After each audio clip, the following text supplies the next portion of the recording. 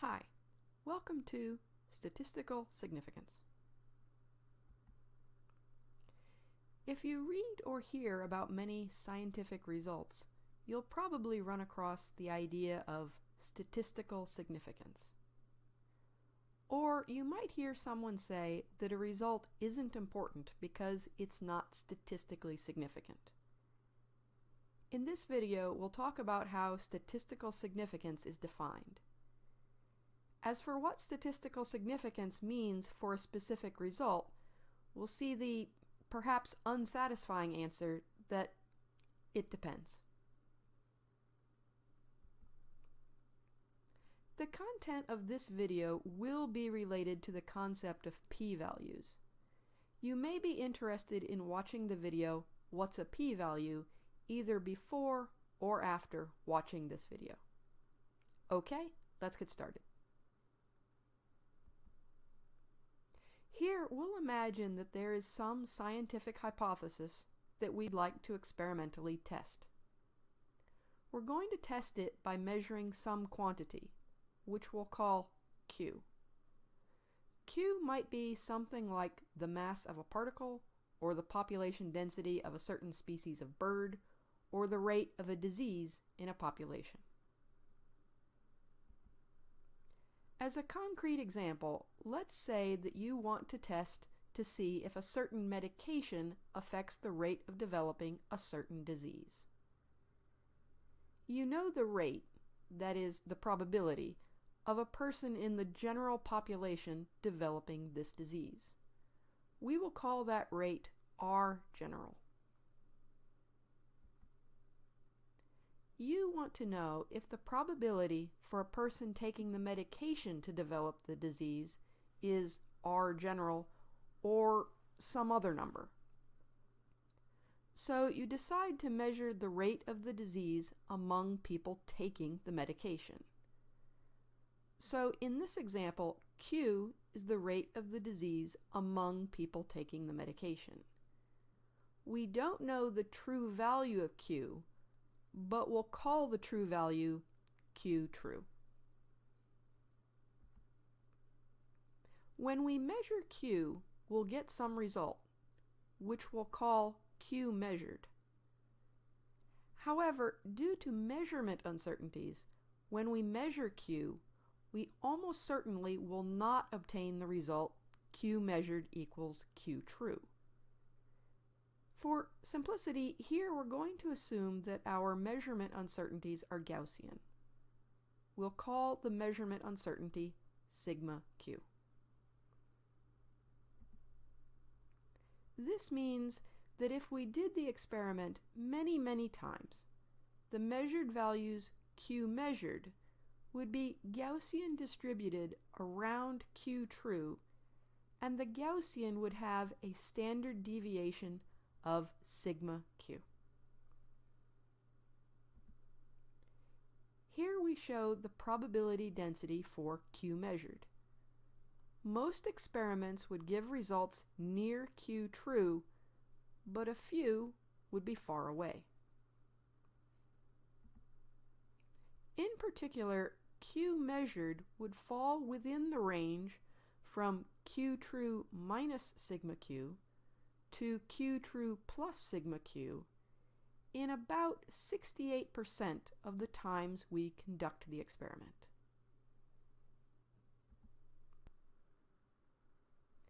Q measured will fall within the range from Q true minus 2 sigma Q to Q true plus 2 sigma Q about 95% of the time.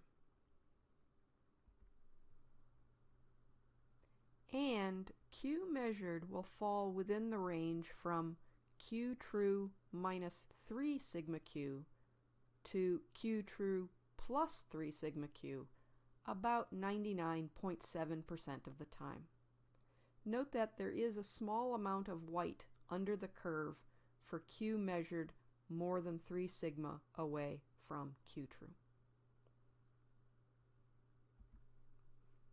More information can be found in the video Features of the Gaussian or Normal Distribution Part 2, probability bands, and the 68, 95, 99.7 rule. While errors aren't always Gaussian, Gaussian errors are a good approximation in a wide range of cases. If you'd like to know more, you can check out the first 4 videos in the playlist Minicourse on error bars, measurements, and decision analysis. Now, let's define our null and alternative hypotheses. The null hypothesis is the hypothesis that the effect we're interested in is absent. In the medication example, the null hypothesis is the hypothesis that the medication has no effect on the rate of developing the disease. So the rate of developing the disease is the same among people on the medication as it is among the general population. We'll call the value of Q under the null hypothesis Q0. So in the medication example, Q0 is equal to R general. Under our alternative hypothesis, Q takes on some other value, not equal to Q0. Now, let's look at what we expect the results of our experiment to be under the null hypothesis. So let's imagine the null hypothesis is true and ask what would happen if you repeated your measurement many, many times. Your results will be distributed around Q0 in accord with your measurement errors.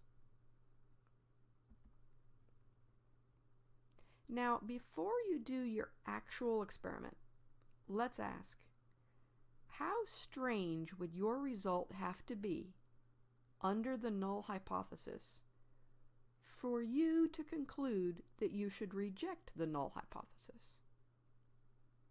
Or put another way, how far would your result Q measured have to be from the null hypothesis prediction Q0 for you to reject the null hypothesis?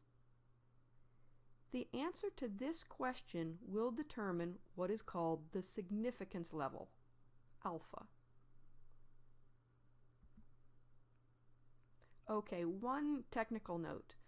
For most of this video, we'll be talking about two-tailed hypothesis testing. There is also one-tailed hypothesis testing. Don't worry if you don't know what these terms mean right now. We'll return to this at the end of the video. We focused on one-tailed hypothesis testing in the video, What's a p-value? What we're doing here is slightly different. Okay, back to choosing significance levels.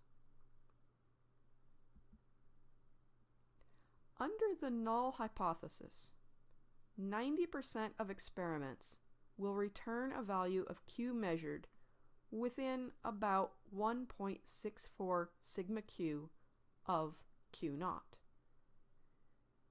The band from Q0 minus 1.64 sigma Q to Q0 plus 1.64 sigma Q is shown here in blue. 10% of experiments will have Q measured fall outside this band, 5% above this band, and 5% below. A result that fell on the edge of the blue band would be farther away from Q0 than 90% of experiments under the null hypothesis. So, would you reject the null hypothesis if Q measured was further away from Q0 than 90% of experiments under the null hypothesis? Or in other words, if Q measured fell outside the blue band.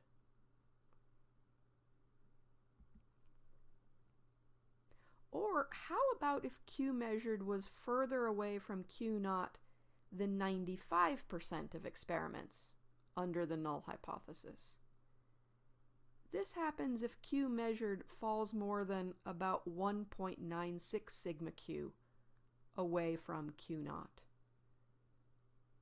Would you reject the null hypothesis then?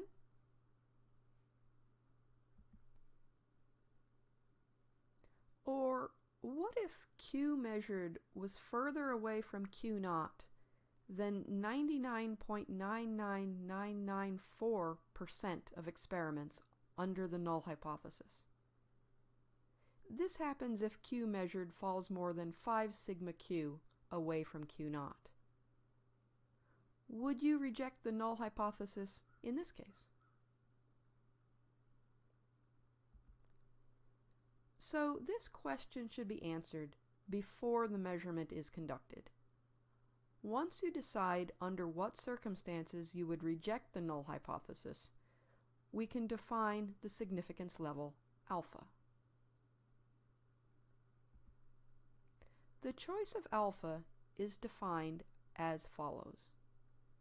You decide you'll reject the null hypothesis if the measured value Q measured is such that under the null hypothesis, a result farther away from Q naught would only happen a fraction of the time less than alpha. That was a mouthful and hard to digest. Let's clear it up by going back to the plots. Let's say you decide you'll reject the null hypothesis if Q measured is further away from Q naught than at least 90% of experiments would be under the null hypothesis. In other words, Q measured is outside the blue band in this plot. Equivalently, you reject the null hypothesis if Q measured is sufficiently far away from Q naught that under the null hypothesis, less than 10% of experiments would be further away from Q naught.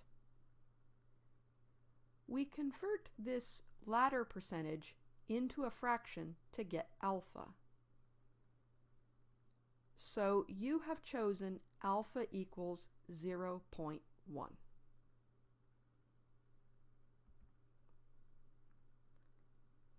Or let's suppose you decide to reject the null hypothesis if Q measured is further away from Q naught than 95% of experiments would be under the null hypothesis. So you'll reject the null hypothesis if Q measured is sufficiently far away from Q naught that under the null hypothesis less than 5% of experiments would be further away from Q naught than your result Q measured is. In this case, you have chosen alpha equals 0.05.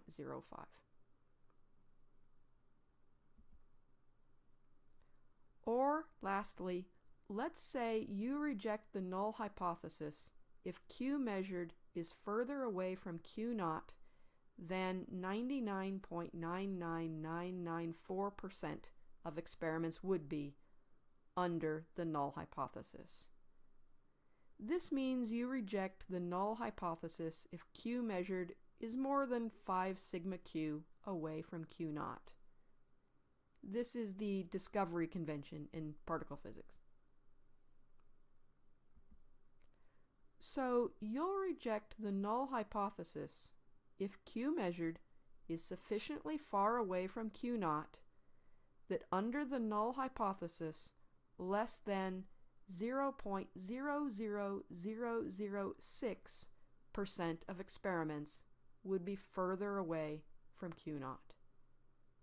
In this case, you have chosen alpha equals 0.0000006.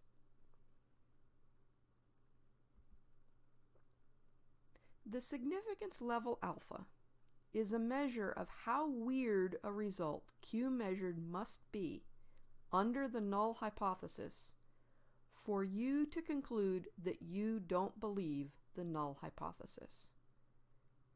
The choice of alpha is partially a matter of judgment. Usually people choose values of alpha that are 0.05 or smaller. It should be noted that sometimes you'll reject the null hypothesis in error. Let's imagine for a moment that you're going to measure many different quantities, and let's also assume that in all of these cases the null hypothesis is in fact correct. Alpha gives the fraction of these measurements where you will incorrectly reject the null hypothesis. For example, if you always use alpha equals 0.05, you will incorrectly reject the null hypothesis in 5% of cases. If you always use alpha equals 0.01, you'll incorrectly reject the null hypothesis in 1% of cases. This may be especially important if you do a lot of measurements.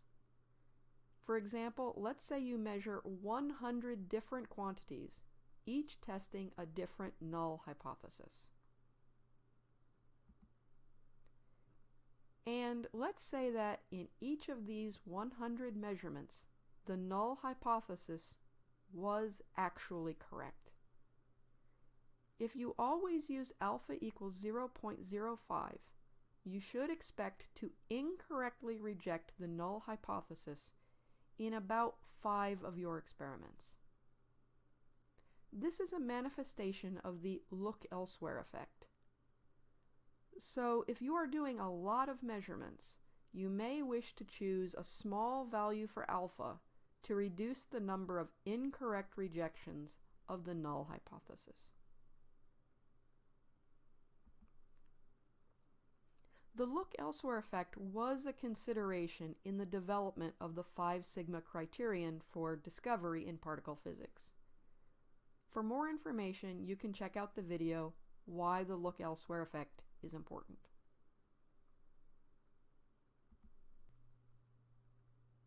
Okay, after the significance level alpha has been defined, you make your measurement. You get your value for Q measured. Is it statistically significant? The answer depends on your choice of alpha. The result is statistically significant if Q measured is far enough away from Q naught that you reject the null hypothesis according to your defined significance level alpha.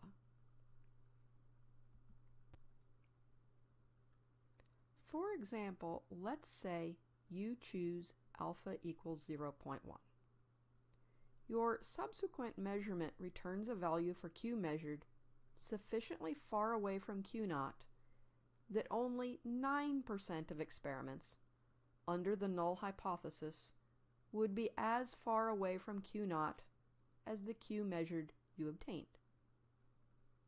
Your result is statistically significant for your chosen value of alpha, 0.1.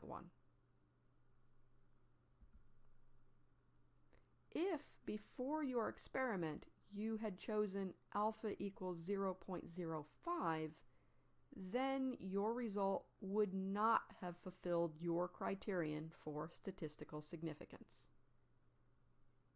If you've watched the video What's a P-Value, or otherwise know about p-values, this can be explained in another, simpler way. The result is statistically significant if p is less than alpha.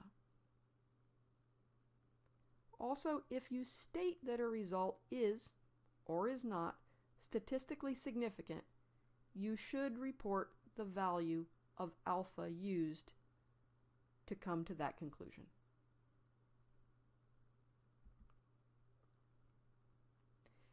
Now, while the value of alpha is a matter of judgment, a particularly common choice is to make alpha equals 0.05. This is approximately equivalent to saying that a result is statistically significant if it differs from the expectation of the null hypothesis by more than 2 sigma q. Thus, often people casually use the words statistically significant to mean differing from the null hypothesis expectation by more than 2 standard deviations. Okay, let's finish up by mentioning a few more points. If you conduct your experiment and obtain a value of Q measured that is statistically significant, does that mean the null hypothesis is false?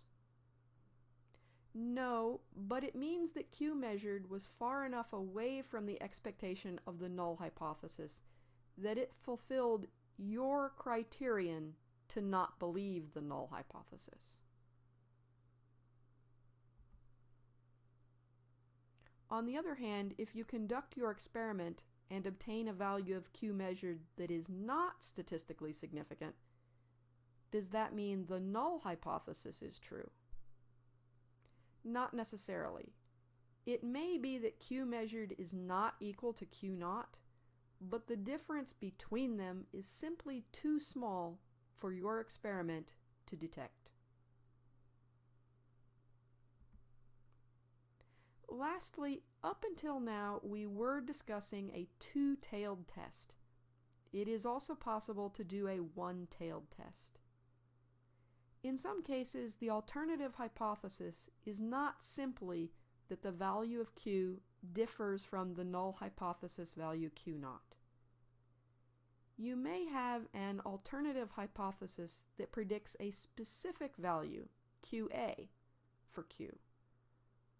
Or your alternative hypothesis may specify that the value of Q is larger or smaller than Q naught.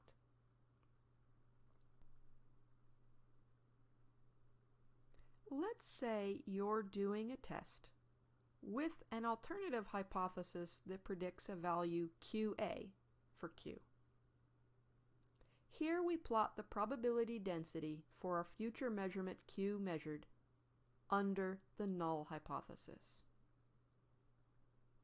We'll take QA to be greater than Q naught, and here we show the value of QA in green.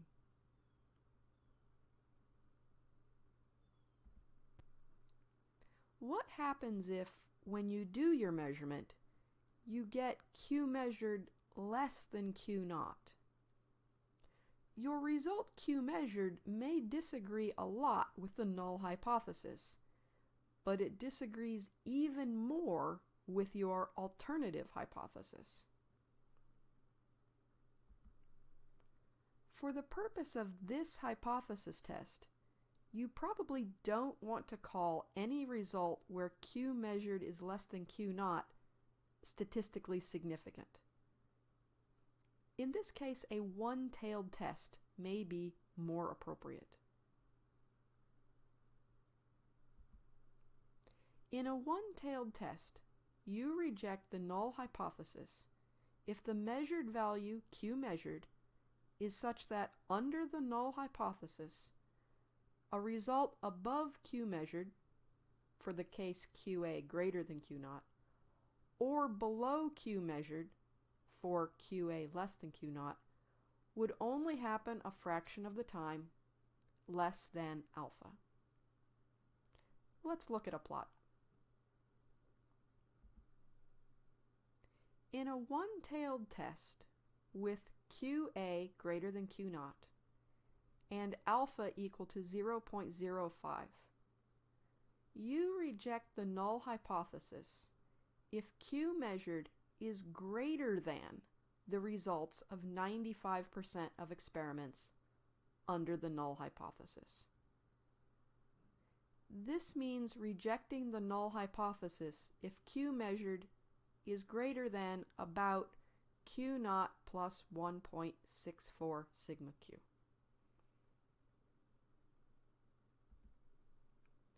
We concentrated on a one-tailed test in the video What's a P-Value? Whether you do a one-tailed or two-tailed test, you do the same thing for choosing the significance level alpha as you do for defining the p-value. Okay, let's summarize.